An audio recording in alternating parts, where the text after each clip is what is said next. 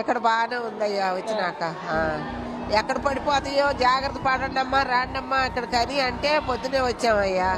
పొద్దున వచ్చే పేర్లను రాసుకున్నారు, టిఫిన్ పెట్టారు, మధ్యాహ్నం భోజనం పెట్టారు. ఇక మళ్ళీ భోజనం చేసి నాకు వెళ్ళి తెచ్చుకున్నాం ఇంటికి పోయి.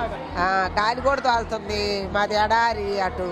ఆ గాలికే వానకైనా భయం ఉండదమ్మా. గాలి వస్తే ఏమో మా పెద్ద చెట్లు ఉన్నాయి మా ఇళ్ళ కాడ, వేప చెట్లు.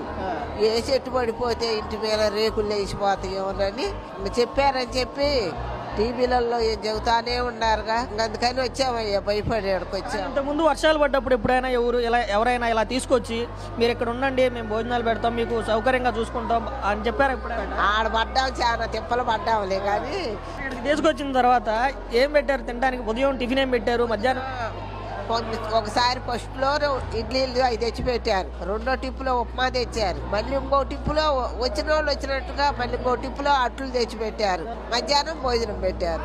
బాగున్నాయి అయ్యా, చాలా బాగున్నాయి. ఎందుకంటే అన్నం కూడా బియ్యం మంచి బియ్యం. మేము కూడా కొట్లో కొనుక్కోవాలంటే 60 రూపాయలు తీసుకుంటున్నారు. అవి బియ్యం బాగున్నాయి. పప్పు చేశారు, సాంబార్ చేశారు, ఒక పచ్చడి, పెరుగు, అప్పడం కూడా ఇచ్చారు అయ్యా.